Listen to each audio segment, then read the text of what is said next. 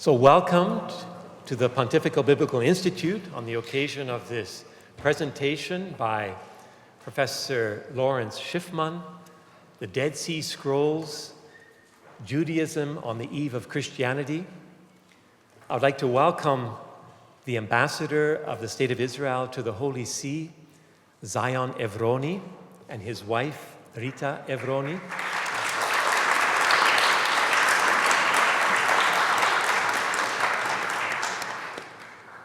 This presentation is made possible through the cooperation of the Bea Center and the Embassy of the State of Israel to the Holy See.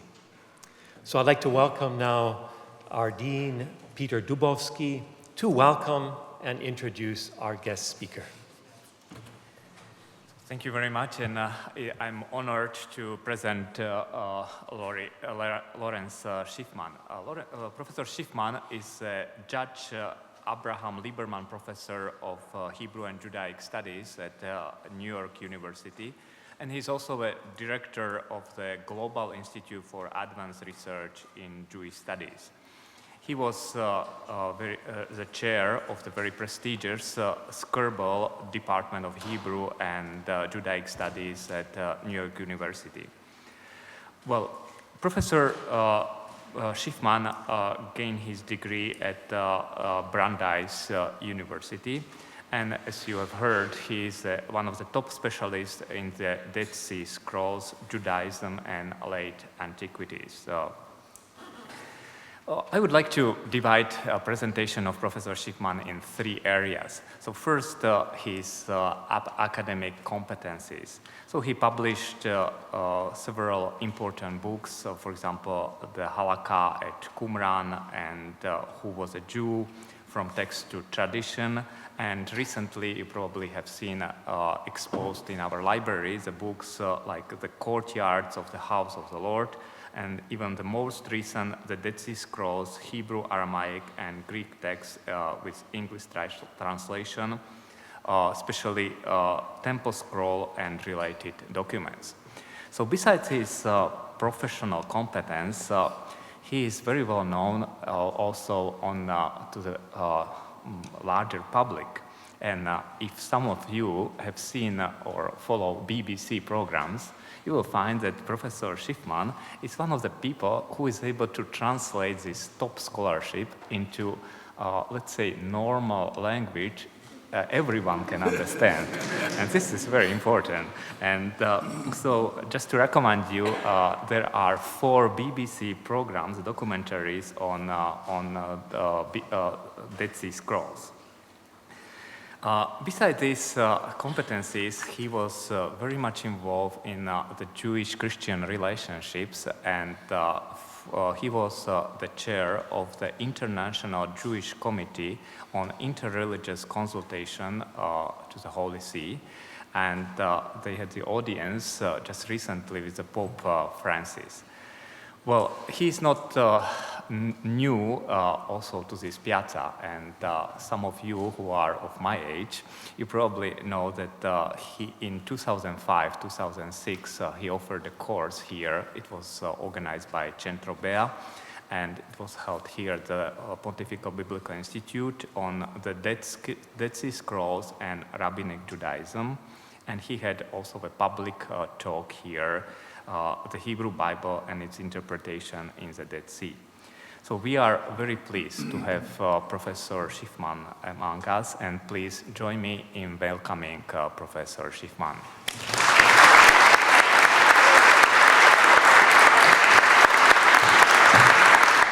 So I want to, first of all, say that it's a great pleasure to be, as you heard, back here.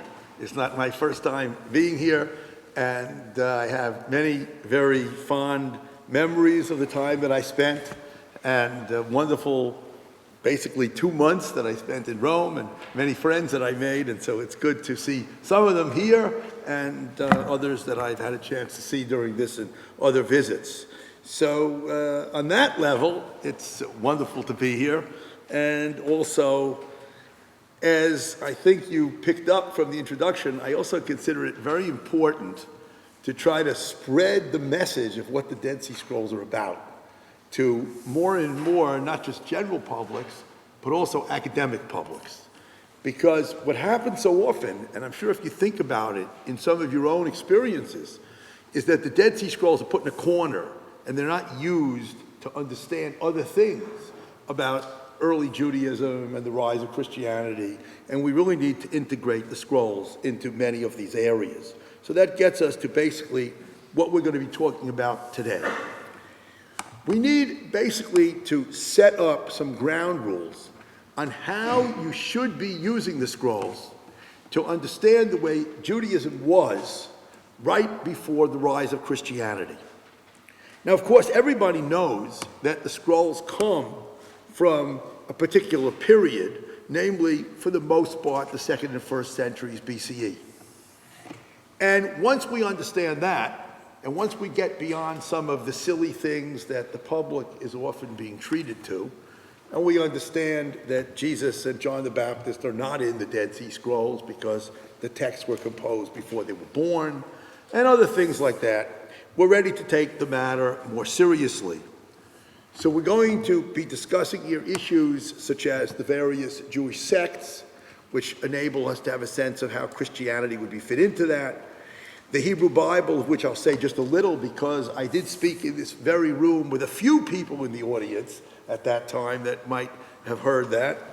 And then we'll be speaking about Jewish law and practice, temple, sacrifice, poetry, and liturgy, prayer, and finally about Messianism.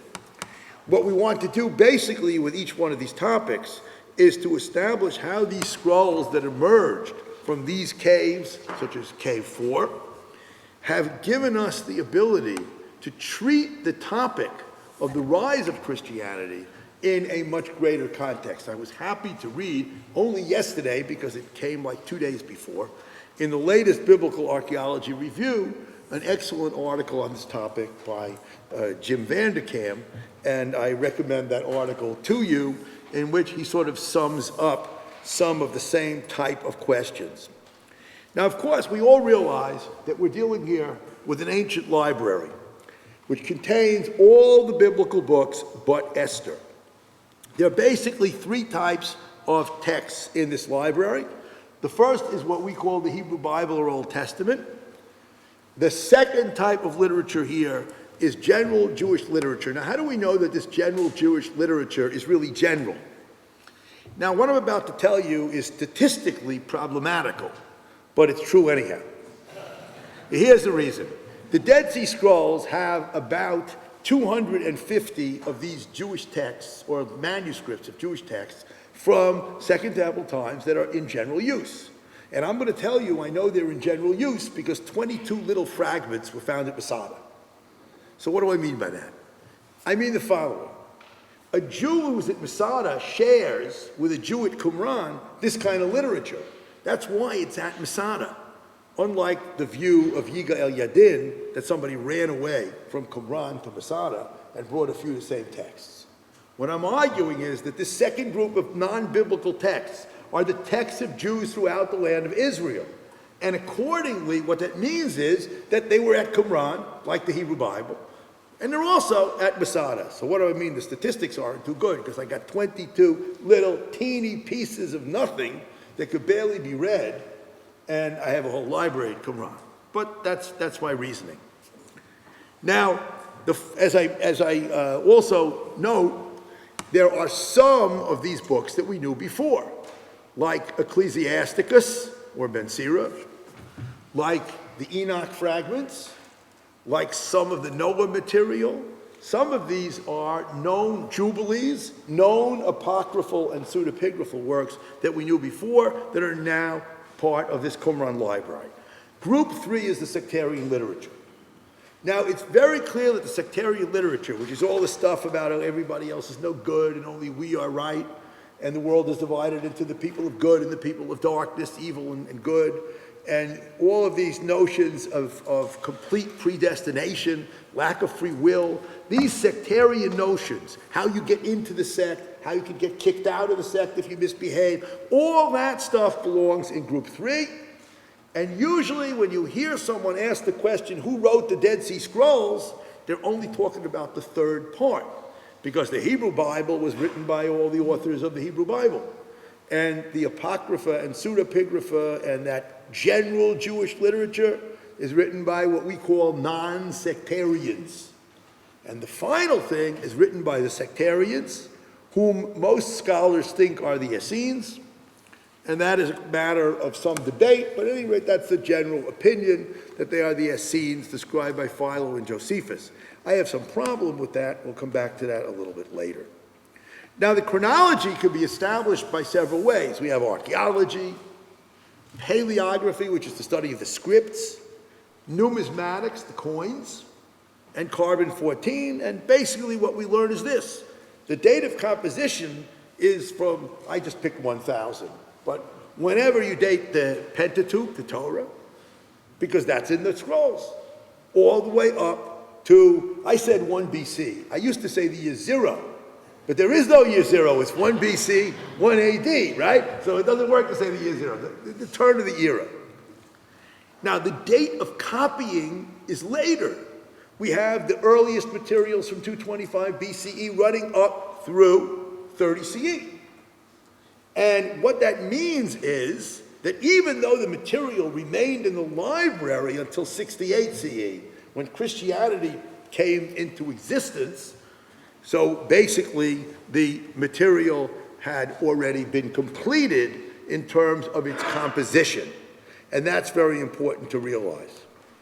Now, when we come to look at the site of Qumran, where the material was formed, we have to fit that into a historical background. Now, we don't have time to talk about these great events, but we're talking essentially about the period from 198 BCE on, when the Seleucids ruled over the land of Israel, running up through about 175, the Hellenistic reform, when apparently some Jews decided that they wanted to turn Jerusalem into a polis, which precipitated the Maccabean revolt, 168 to 104 BCE, and then the great Hasmonean Empire ruling down till 63 BCE, when the Romans conquered the land of Israel.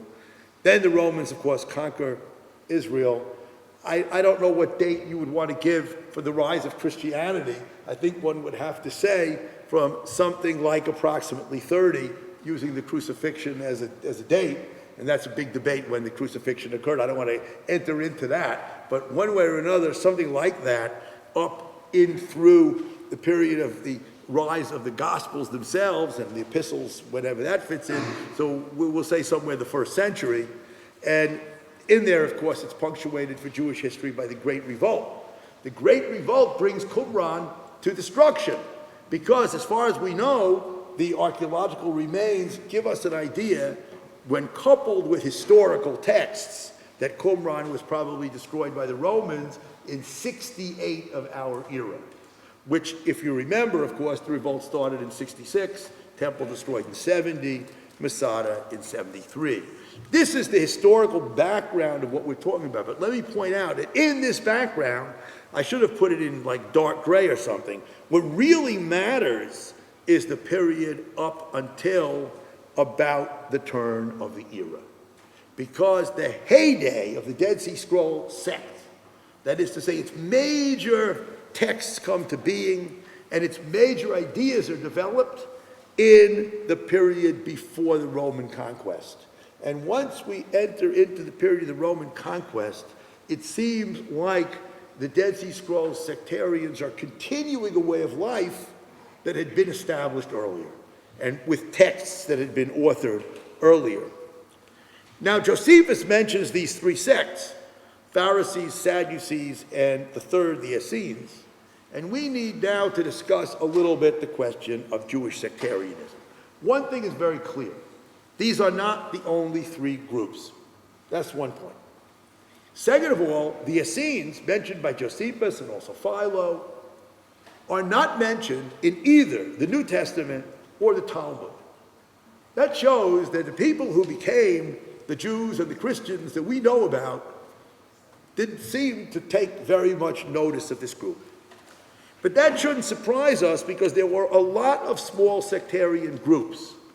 Now, this is actually an important question also for how Christianity, if we say as we do over and over, started out as a Jewish sect, how it would have fit into the framework of sectarianism at that time. Now actually, besides the groups we're talking about, we could say the Dead Sea sect either is or is not the same as the Essenes. We know about numerous small sectarian groups, like the Hemero-Baptists, people who immersed in a ritual bath every morning. Hemero-Baptists, nice fancy term for that. We also know of groups. There was a group that was called the Tznuim, the modest ones. There were all these little groups. And so it wouldn't have surprised a first century Jew, first century BCE or CE Jew, that some new group had come into existence. And yet it's clear that there were large groups and small groups. Now, John the Baptist is often talked about as a possible person in relationship to the Qumran sect. The problem with this is that while he shares the notion that one uses immersion not to purify oneself, but to, so to speak, become a new and different person. That's similar to the sectarians who require ritual immersion to get into the sect. He's not running a sect. He's an individual type of leader, such as Bonus, with whom Josephus studied, a kind of individual religious leader who separates from everyone else. So whether or not that comparison is meaningful, despite the small number of parallels that have been given, I leave to you. But the bottom line is that one of the things that the scrolls have done for us, at least, is to give us a sense of what the whole life of a sectarian group was like. And we can compare some of that, and when you do the comparisons with Christianity, there are some very interesting things like the communal property in Acts, as well as in the sect, the use of various types of officialdom. But I think, the truth be told, the details of the sectarian group are less important than the fact that there were these groups, and that such groups continued to be established during this period.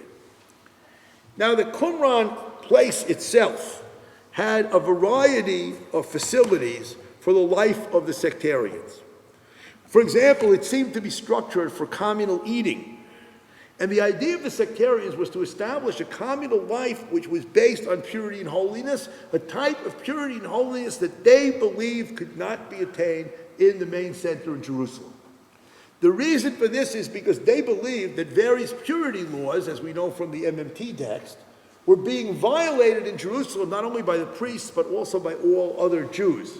And the only way to properly live according to the laws of purity would be to separate yourself and to be living in this place in Qumran or some similar type place. And that's why they ate communal meals in a state of total purification. Now, they had two basic theological notions that you can debate whether they result from being a sectarian group who feels rejected by the mainstream, or whether they cause them to reject the mainstream.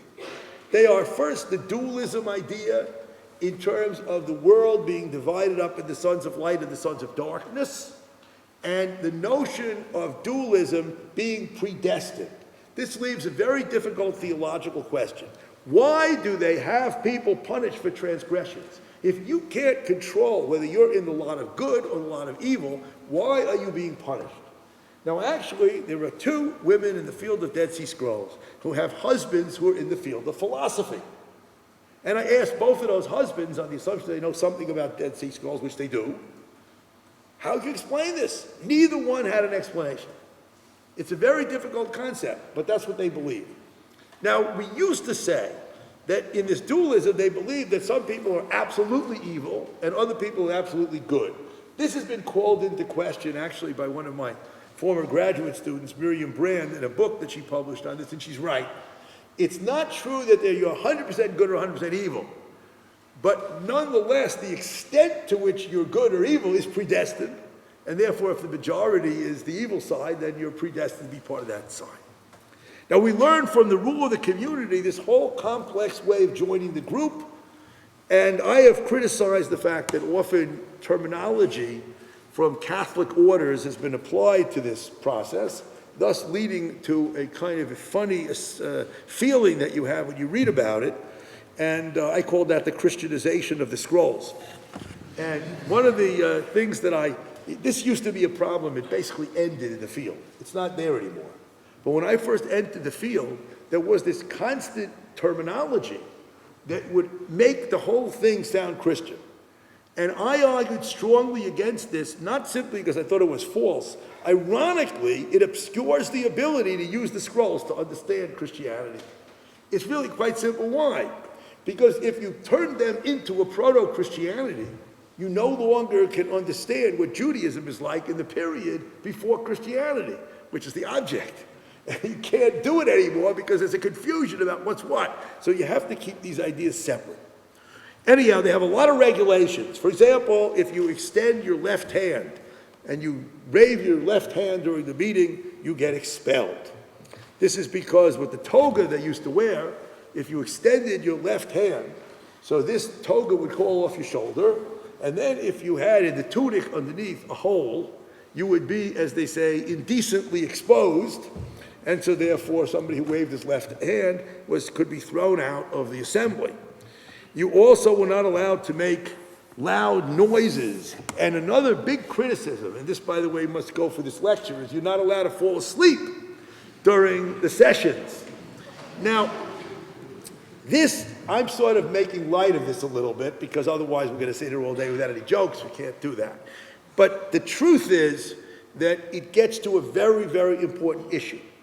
The Dead Sea sectarians were guided by two types of rules. One type of rules that come out of Jewish law, what we call halakha. The other type of rules come out of process and procedure that the group has to conduct its affairs. The latter, process and procedure, has some things in common with other Hellenistic world groups. This has been demonstrated by a number of scholars which operated in the world in which our sectarian friends lived. Whereas, of course, the Jewish law things are ironically going to have more in common with the sect's opponents, the Pharisees, for example, than they obviously are going to have with some Hellenistic pattern, and certainly with later Christianity once these legal obligations were eliminated.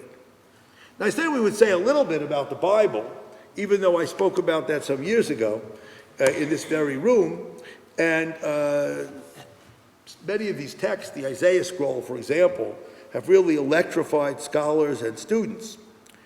So we need to remind ourselves that the Dead Sea Scrolls gave us several types of biblical texts. One looks like ours. We call it Proto-Masoretic. We shouldn't just say, oh, we don't have to talk about that because it looks just like ours. The fact that the majority of the texts are similar to what we expect later on, and what we saw later on, and what the rabbis made standard, should not surprise us, but nonetheless is important. Then there are a small number of Proto-Septuagintal texts. An example of that would be the one that has the prophecies to the nations in Jeremiah in the middle of the book instead of the end of the book, which is one of the Jeremiah manuscripts. Now, there are a very small number of Proto-Samaritan manuscripts. Proto-Samaritan manuscripts have a tendency to take material from elsewhere in the Bible and to harmonize it by sort of mixing it up. This is to a great extent an early form of interpretation. You have to understand that some of the variants that you see, just like the ones you see when you study the Septuagint itself, are actually not variants, they are interpretation. So we always have to be on the lookout for that, and that's especially true in these Proto-Samaritan type manuscripts. Then we have this fact that many of the Qumran texts are written in a different Hebrew grammar. Probably everybody in this room studied a little Hebrew. So we can mention hu coming out as hua with a hey at the end, he, ki with an aleph, lamed always spelled, the word lo spelled lamed vav aleph, but that's nothing compared to these endings. Like, let's just say, their books, instead of sifrehem, sifrehema.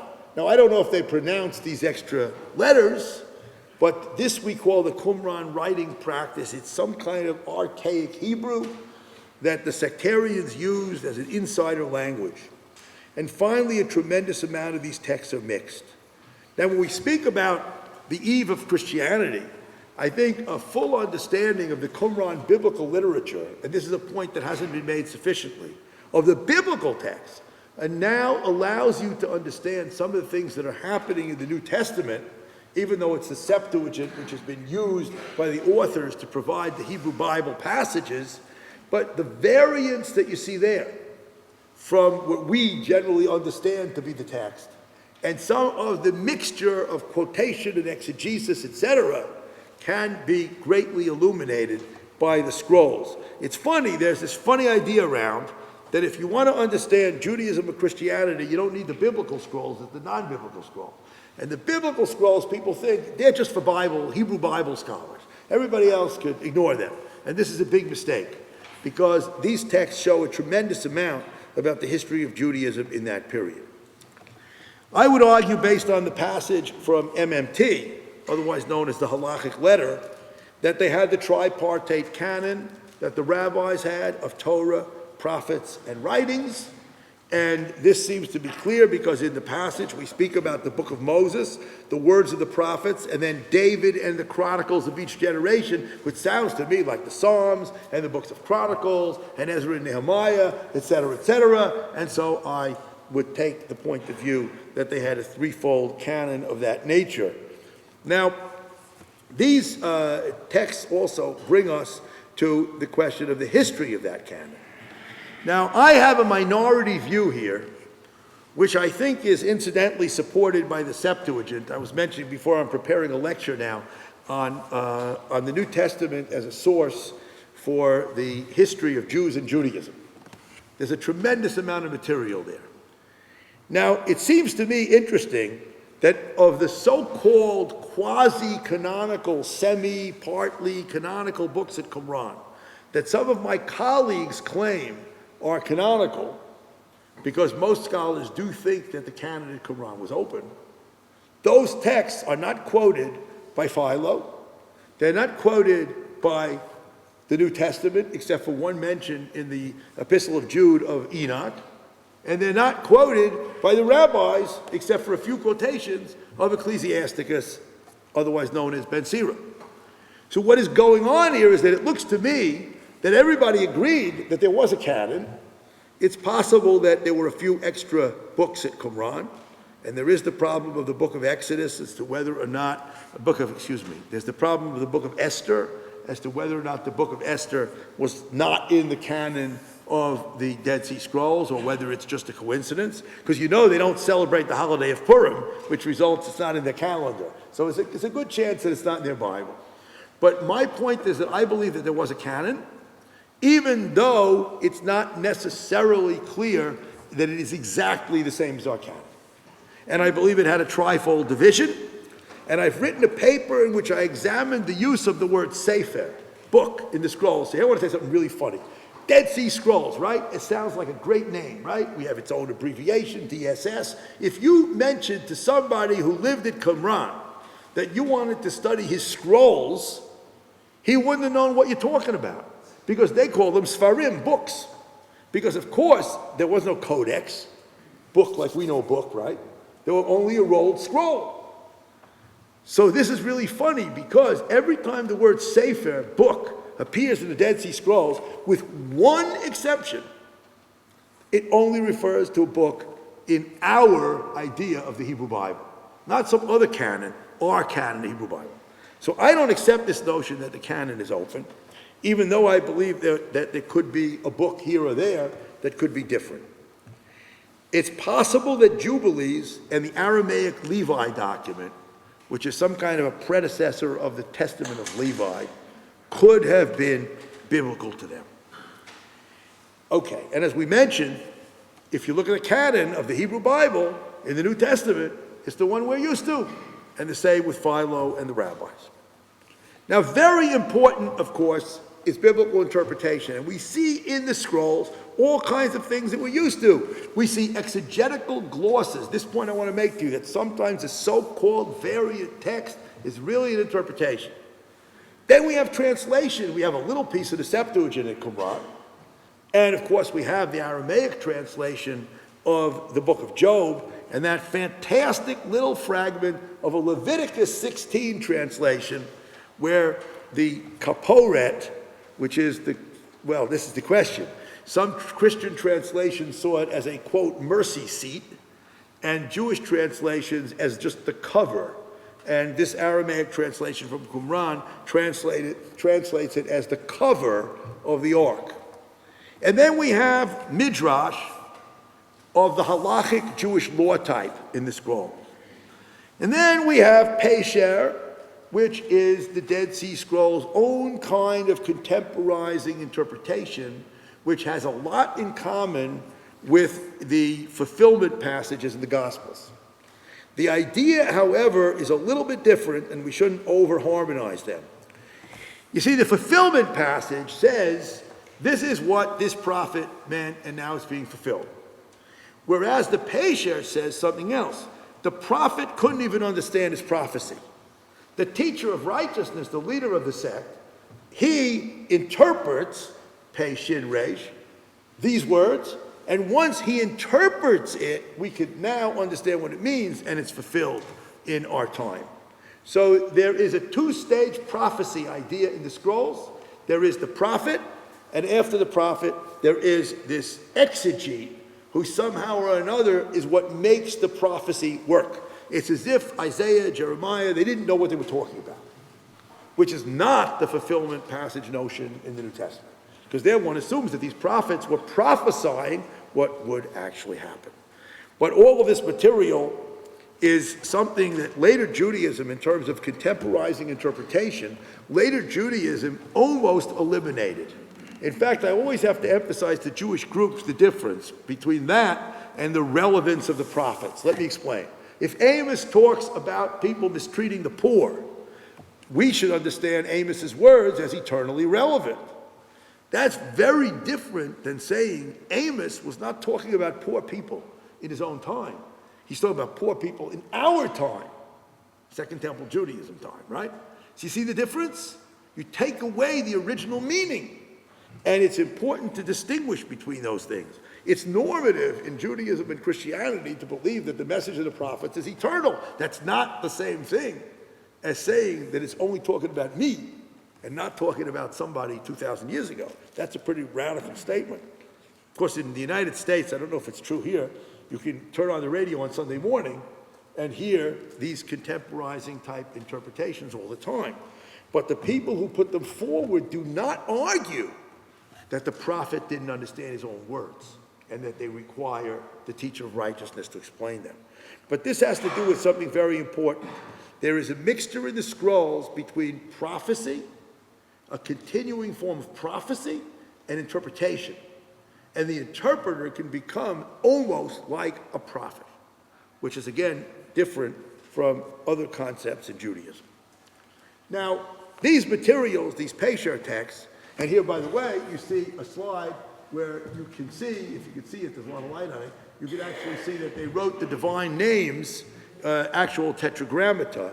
But in any case, we want to go on to discuss a little bit about these works that for us are apocryphal and pseudepigraphal that existed at their time. And we don't really have a good terminology for this, and let me explain what I mean. This is my group 2.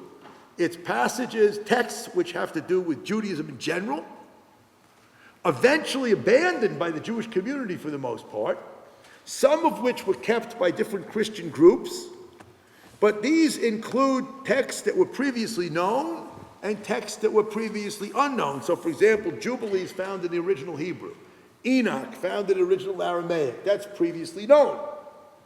On the other hand, we have texts, all types of apocryphon of Samuel, let's just say, apocryphon of Joshua, Psalms of Joshua, never known before, and they fit into this literature, and they have nothing about the Qumran ideology of the sectarians, and therefore we call them non-sectarian texts, and these are really, really important for someone who wants to understand the background of Christianity, because they show the richness of the Judaism which is not Pharisaic rabbinic that existed at that time. Because if you just read the Mishnah and Talmud, you're getting the Pharisees and the rabbis, and whether you think they were the majority or you think they weren't the majority, they are not the only people. And a lot of things that used to be thought to derive in the New Testament from all kinds of sources other than Jewish sources are shown by careful examination of these materials to come from various Jewish sources. And these texts all generally relate to the Bible, and as I mentioned earlier, the fact that these very same types of texts were found at Masada shows us that they had a wide circulation among Jews, and they simply are the general literature of Second Temple Jews. Now, what I'm saying may sound revolutionary, because even in historical times, we have so much taken up the notion of the rabbis that, except that they quote Ecclesiastes, these books are non-canonical, they're external books, and they're basically dropped by the Jewish people. But that doesn't change their importance for understanding the background of the Testament. Now, also, we have in this period quite a bit of information about Jewish law and practice. And we will discuss a number of examples over here. We may as well just start right in with the phylacteries, tefillin. Now, it's true that the New Testament said that the Pharisees have very big phylacteries. These phylacteries are about 3/8 of an inch by 3/8 of an inch, which is not very big.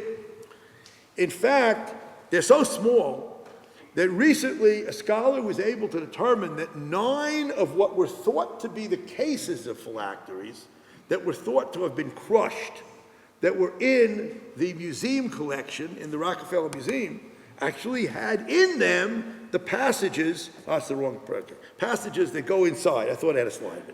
Passages that go inside that look like little scrolls. Now, Millick, J.T. Millick, famous Dead Sea Scrolls scholar, made a great point. He said there are 2 types of Qumran phylacteries. One has only the passages that are used, required by the rabbis. He called those Pharisaic tefillin. The second one has also additional passages. Now, later scholars realized that the additional scholars are from above or below the same passages. So what's right above, Hear, O Israel, the Lord our God, the Lord is one, in Deuteronomy 6? The 10 Commandments. So as a result of it, the 10 Commandments got into Qumran phylacteries. And so we have some evidence that there is also what Millick called sectarian phylacteries.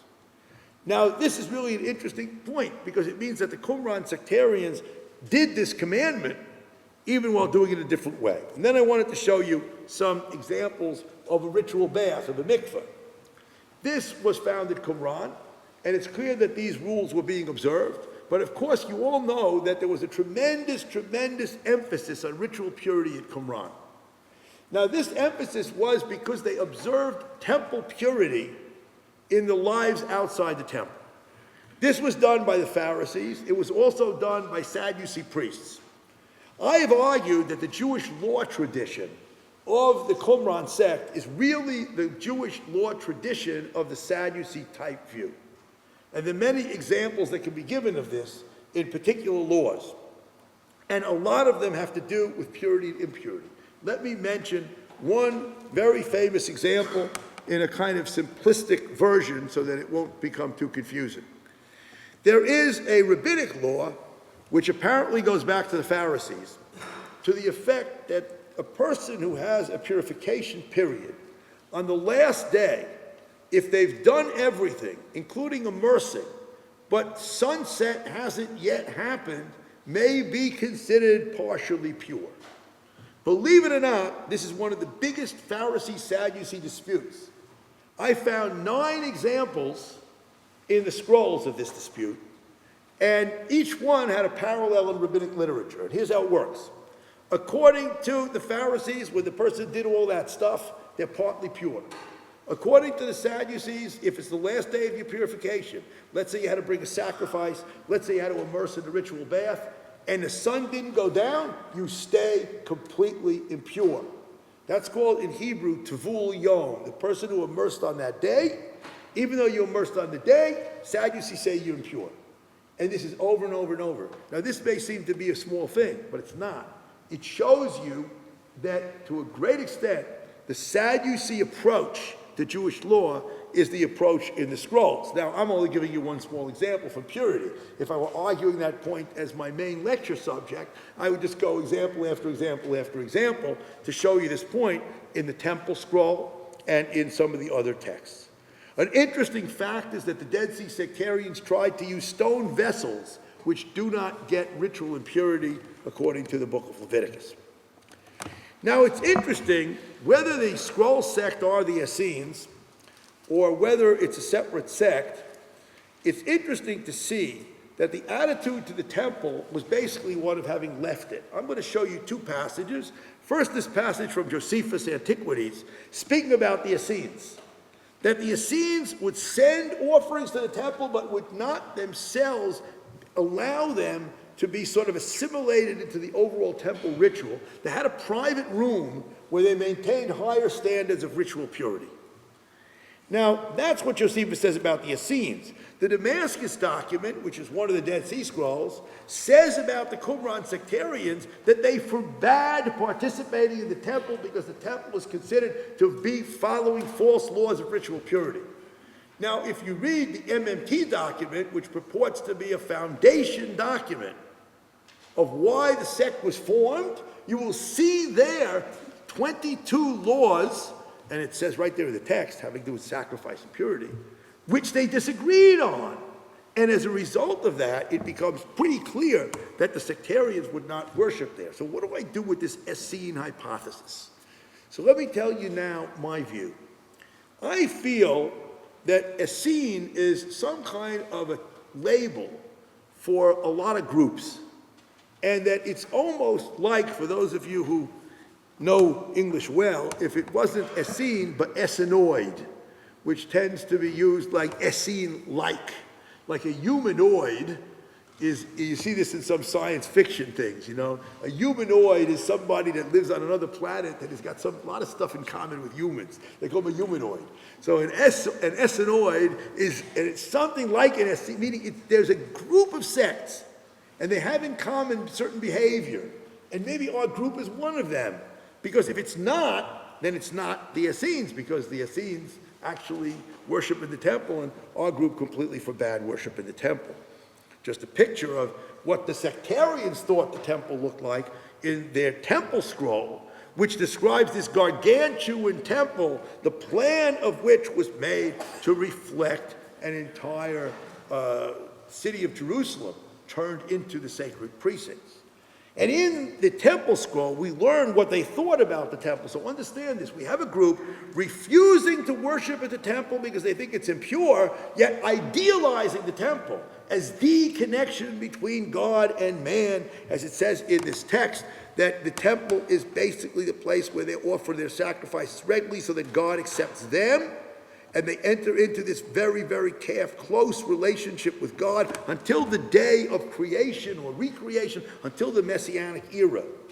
Because the temple scroll temple was not a Messianic temple. It was the one they dreamt would be built in their own time if they would be able to take control and the way in which they would worship. But the point I want to make is that they refused to go to the temple that stands. Not because they were against sacrifice, but rather because of their ideal laws of purity, which they felt were not being followed. And I show you here that actually they understood the notion that the tribes would be actually implanted inside the temple. Their fundamental concept was that the temple would have the two courtyards that you're used to, but a third courtyard outside. Each of the 12 tribes, plus the different divisions of priests and Levites, would have space in that temple, which somehow symbolized their dwelling place. And all of this was meant to be a temple reflecting the image of the camp in the desert, of the Israelite camp. And that is the way they understood the temple. Now, sacrificial law they talk about a lot, both in the temple scroll and in the MMT document. If we went into details here, we could be here forever, but I point out to you simply that there is an enormous amount of information about this. Now, I want to pass over to some other areas of Jewish law, namely some that are especially the case in the Damascus document, which you'll remember was first known from medieval manuscripts in the Cairo Geniza. Now, here it's important to note, for example, with Sabbath law, extensive Sabbath law. In the article that I mentioned, written by James Vanderkam, he actually quotes my discussion, of the question of Jesus is saying to his followers, would any of you not pull out an animal that was in a pit? And sure enough, the animal in the pit is in the Mishnah, and it's in the Dead Sea Scrolls. But there are 3 points of view. Jesus talks about just picking it up. The Mishnah speaks about you would bring some type of pillows and something, and you would get the animal somehow to climb out, even on the Sabbath, but you wouldn't be able to directly take it out. And the Dead Sea Sectarians, they say, guess what, guys? If the animal doesn't come out on his own, he may die there, but that's it. You don't violate the Sabbath. You see there 3 different points of view about the same issue. That's a great example. What I want to point out to you is that we have so much information in the Dead Sea Scrolls about Sabbath law, about courts, about testimony, about holidays, all kinds of information, and especially in the Temple Scroll, which is this gigantic scroll. Some of you may know that I've devoted quite a bit of effort to this scroll. I'm now about to put out another edition of the scroll, which goes further than the one that was mentioned in the introduction by Father Dubovsky. And in fact, I've been working on this scroll. In fact, there's some funny. It was suggested to me as a doctoral dissertation. But the scroll wasn't published until after I finished my PhD. That was the first, this is the problem of the delay of scrolls of publication, publication of scrolls. But in any case, and we already alluded several times to the MMT document, which is loaded with material about purity and purification. I want to point out here, I think it's probably clear to anybody without even having to say it, that for those people who wanted to say at the beginning that the Dead Sea Scrolls were Christian, they forgot that the New Testament in the Gospels is loaded with a polemic against the use of purity as a separator. And for the Dead Sea Scroll sectarian, purity is a separator between one Jew and another Jew. And it seems quite clear that over and over in the accounts of the Gospels, there are polemics against this. MMT testifies to that strict use of purity as a separator, and in fact, that runs through all of the sectarian texts. And where you really see it, interestingly, is in the initiation rite when you enter the sect. Because there, as you climb from grade 1 to grade 2, and there are 4 grades, until you finally are accepted into the pure food, and you can drink the pure liquid and eat the pure solid food, below you are other sectarian members who can't come into that room with you because they're not pure enough. Now, there's a great idea here, which is the idea that purity is connected with repentance and with spiritual process. That's a great idea, but it's turned totally into a separator, and you see that in these texts. I want to briefly mention some of the poetic materials. Really interesting thing, because we have poetry in the Hebrew Bible, and then we know that from the 6th century and on, there's a lot of Hebrew poetry being written in the land of Israel. They call it piyut. And furthermore, there is a kind of earlier poetry, some of which is in some of the Jewish prayers, which is already quoted in the Talmud. What we didn't know was the tremendous extent of the writing of beautiful religious poetry during the period we're talking about right now. Now, if you think actually of some of the poetry in the New Testament, you might also want to know that there's poetry in the books of Maccabees. This is all poetry in Greek, maybe originally written in Hebrew, certainly in the case of Maccabees. In the scrolls, we have first the Hodayot scroll, Thanksgiving scroll, which has numerous poetic texts. And then we have this proto-mystical poetry in a text which is called the Song of the Sabbath Sacrifices. Now, I could mention another 10 texts, apocryphal psalms and this and that. The truth is that the knowledge that we now have of the development of Hebrew poetry, although I must tell you something sad, no one is really working on this as poetry. People re-edited this text, they re-edited that text. You know, it's one of the problems in Dead Sea Scrolls. We're still acting like we're editing the text and re-editing the text, and we're not synthesizing historically, and we're certainly not talking about literature. But these beautiful poems are waiting for somebody to even print them as poetry. This sounds funny. Instead of printing them line by line, according to the way you look at the scroll, just print them as poetry, you start to appreciate them. But in any case, what I want to point out to you is that this gives us a sense of the developing liturgy and poetry of this period. In the area of liturgy, you know that the Dead Sea Scrolls are the first place where we see evidence that the Shema, Hear, O Israel, the Lord our God, the Lord is one, and what follows from it are being recited every day, morning and night by Jews. It's in a poem at the end of the rule of the community. It's not alluded to directly, but if you look at it, it's clearly what's happening there. We have daily prayers, morning and afternoon. They didn't yet have an evening prayer. Benedictions for meals. And these benedictions are recited first by the priest and then by others. And of course, the communal meals. Now, the relevance for this stuff, for the discussion of early Christianity, is on the one hand obvious. On the other hand, it's been written about tremendously. I don't know whether there's new stuff to say about it, but I just want to say that if you want any example of why a person should study the Dead Sea Scrolls, to be able to have a framework in which to understand what is in the early Christian documents and practices, this question, I think, is clear. I personally believe that there are a lot of differences between the meals taking place in Christianity, the meals here, et cetera, but until you see it all, you can't discuss it. So I stress this as an example of how significant it is to deal with those issues. Finally, we reach the last subject for today, which is, I guess, funny, it would be the last subject, the end of days. So you know, the War Scroll expected this cataclysmic onset of the end of days. And it's clear that this type of thing, we could say, you know, we use the word apocalyptic many ways. One of the ways we use it is to deal with the idea of messianism that's supposed to happen now. And obviously, those who became Christians were assuming that a Messiah would come immediately. But this differs from the immediate Messiah of the scrolls, in which that immediate messianism would happen as part of a violent conflagration. In Judaism in general, there are two types of messianism: restorative, to get back what you once had, and that's considered to be a process over time. And the other type of messianism is this type of utopian messianism, when everything that was there before has to be destroyed to create the perfect new era. And the scrolls had the latter type of an idea. Now, vis-a-vis the Messiah itself, the scrolls had two different concepts. The one concept that they had was the concept that there was one Messiah who was the son of David.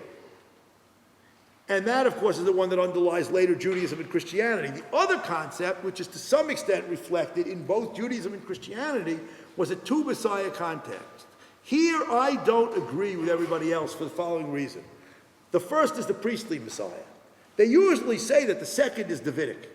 As far as I can see, whenever we have two, it's priestly and Israel Messiah. In which case, the priestly Messiah becomes the leading figure because the temple is more important than political independence.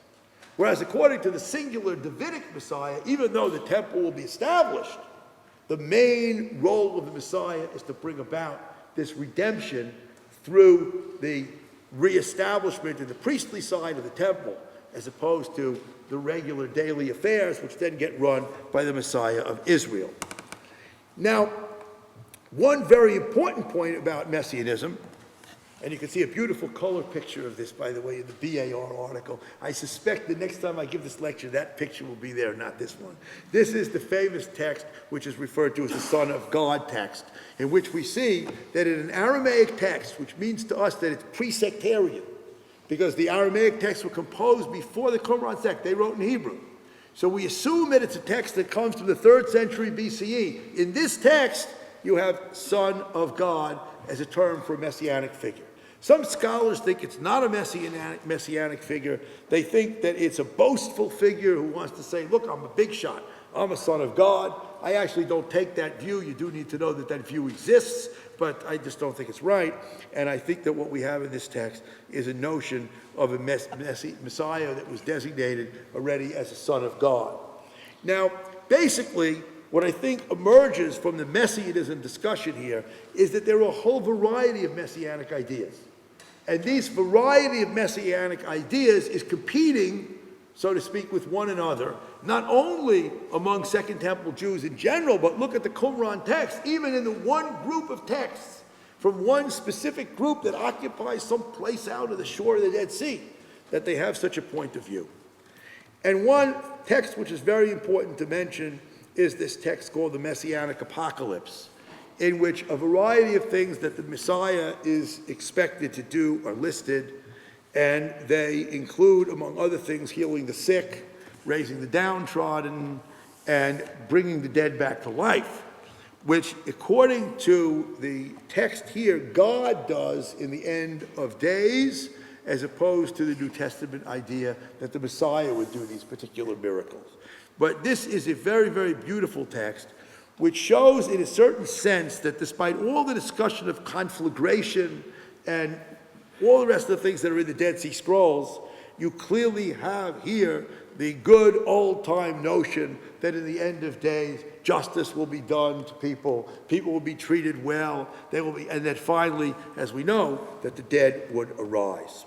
So what I have tried to do is to give you a sense of the religious character of the group that left us the Dead Sea Scrolls, to some extent the religious character of literature that they inherited, Hebrew Bible, secondary sort of biblical apocryphal works, and to show you that the most important aspect in my mind of the use of the Dead Sea Scrolls for us should not be to learn about some strange people who went off into the desert, but rather to use it to gain an overall sense of what Judaism was like in these particular centuries, especially the 2 centuries preceding the rise of Christianity. I would argue again, but I think probably no one here is going to disagree with this, so it's not a hard case to make, that the more you understand about Second Temple Judaism, the better you can understand early Christianity, and that this is not achieved by turning the scrolls into some kind of pseudo-proto-Christianity that obscures what we're trying to do. It's achieved when we take the material for its own, when we study this and other materials of Second Temple Judaism, and when we put those together into the kind of picture of what we might call the religious society, if you want to call it that, and the religious ambiance from which Christianity emerged. Thank you very much.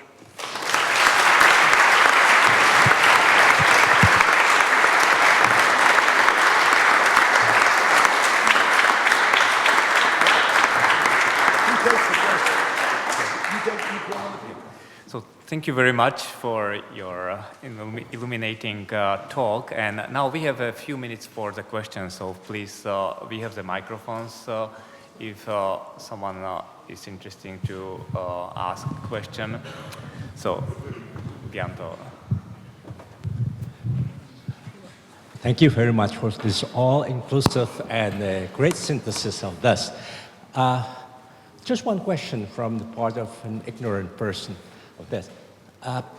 You mentioned almost everything, but I was waiting for one.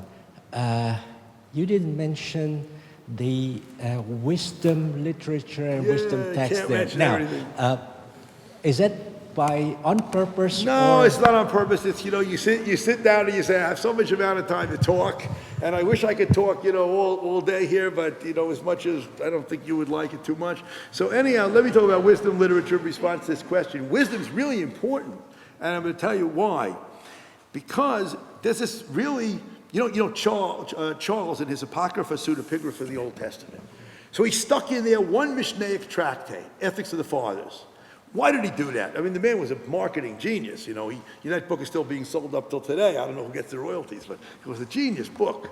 Now, the point is that why did he put in Ethics of the Fathers? Because he understood that from the point of view of the Christian reader of that book, the Ethics of the Fathers might help to enlighten the whole issue of parables and wisdom sayings that exist in the gospel traditions about Jesus. So from that point of view, the wisdom literature in the scrolls, that we also call sapiential texts, should be of great importance if we want to use the scrolls to understand Christianity, despite the fact that I didn't discuss it. However, here's the real problem. A lot of scholars have tried to actually use it, and when they do, they find the following problem. You feel like you're in the same world when you read those texts, and then the New Testament, and then the material in Avot.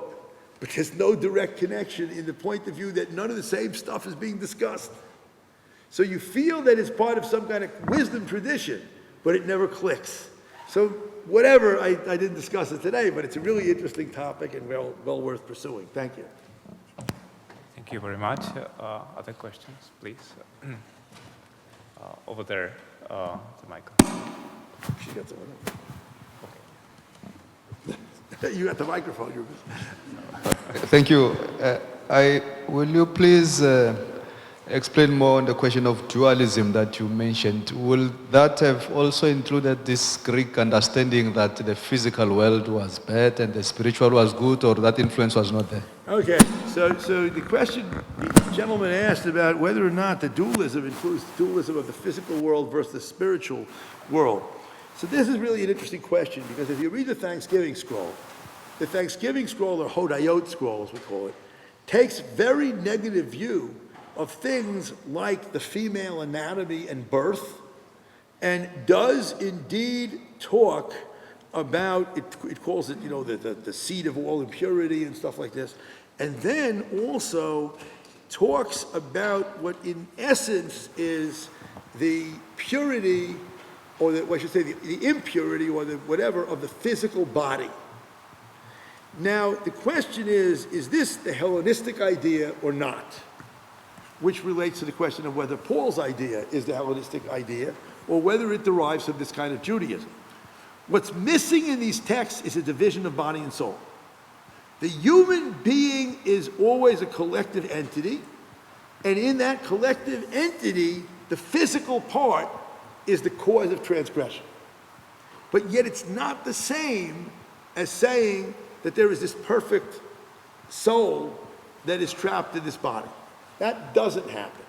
That semi-Gnostic idea seems to emerge from the Hellenistic context, but it's very hard to put your finger on it and to be certain. And if someone came and made a different argument, I would be the first one to want to hear it. But this is what appears to be the case, that it's not Hellenistic. I want to point out, we always hear in many places that there is no idea of an afterlife in the Bible, in the Hebrew scriptures. And this seems to be very strange in light of any reading of the Psalms, for example. It doesn't seem to be true at all. It seems to be obvious that there's a netherworld and there's an afterlife, and that afterlife is gone to, in quotes, by the non-physical part of the body. That seems to be clear. So that probably lies behind the concept we're talking about here. So the answer in the short terms to what you're saying is that the dualism in these texts partly spills over to body and soul, but not to the extent that you find it in some other sources. Okay? Now we got this gentleman who didn't get the There. yeah. Can you raise your hand? It's the microphone. In light of that question about dualism, did it probably develop later in 200 years in Mani's story of dualism, which you find in the Dead Sea Scrolls? Was there a connection, or could there be a connection? You mean like an Iranian connection? So this is a question to which a lot of attention has been given. We have two problems here. One is that the Iranian texts that deal with these things are actually later, even though they attribute these traditions to earlier time. But if we'll assume for a moment that that's not a problem and that these texts really do go back to this early period, then we have the second question. Are these ideas that floated around in the ancient world, in which case they could be shared somehow, or is there a more direct connection? Actually, most scholars have thrown up their hands, unable to answer this question, as to whether there is a specific Iranian dualistic somehow influence on the scrolls, because when compared with all the other forms of Judaism at the time, this is quite radical, this dualism. But I think no one has been able to understand specifically how Iranian ideas would have shown up there when we don't have, in large numbers at least, influences of these types of things in general. This relates to the whole question of the history of Gnosticism as well, and to the extent to which there's Iranian influence there. So I tend to believe that ideas percolate But then there are people saying, I don't like that idea, because what you're really saying is that you don't really know, and you're giving a fancy terminology, but you don't really know how this idea got from there to there. And it's not like modern times with the media. So I think it's a wider question that I'm not sure I really have an answer for. All I've done, I've really answered your question. I sort of made the thing more complicated. Okay. Please here.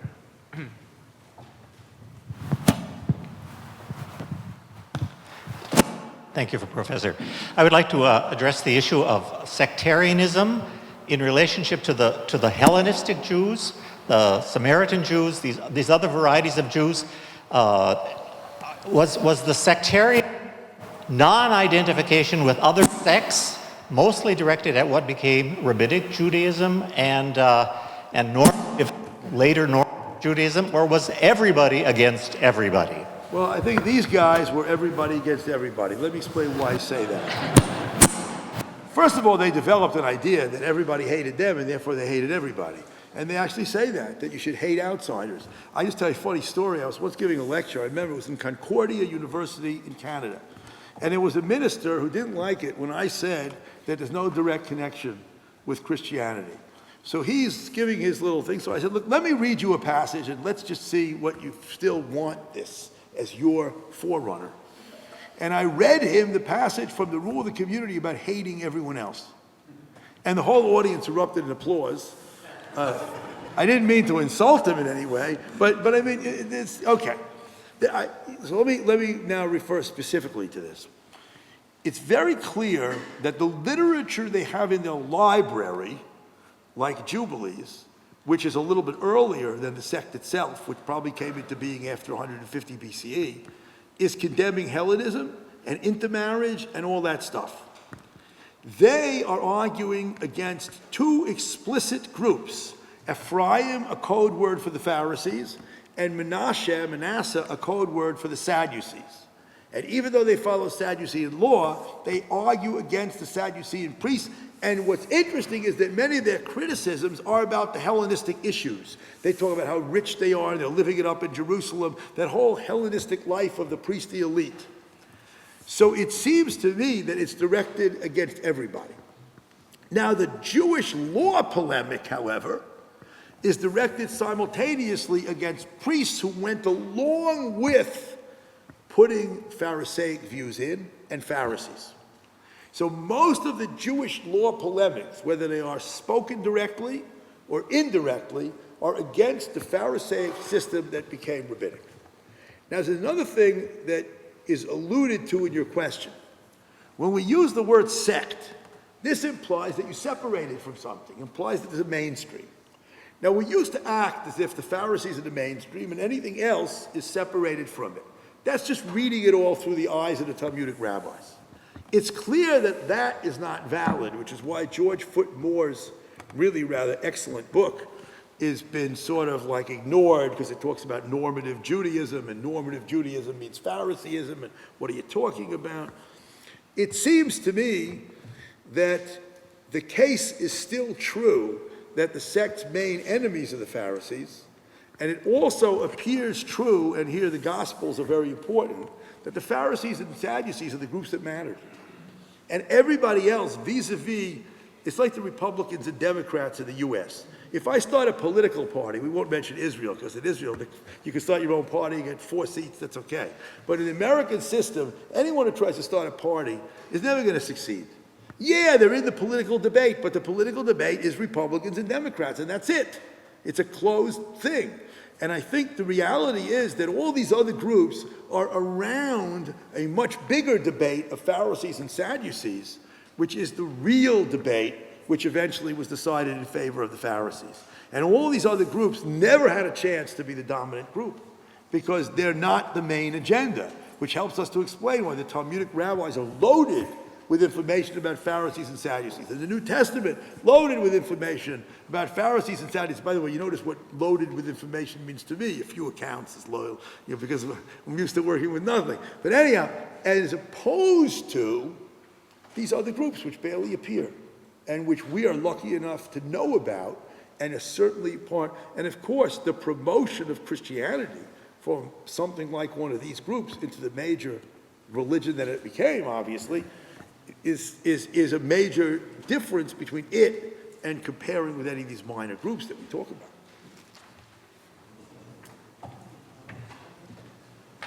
More questions?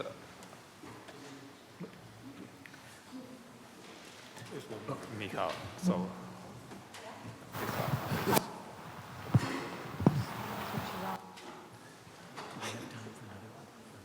She's got a dead battery.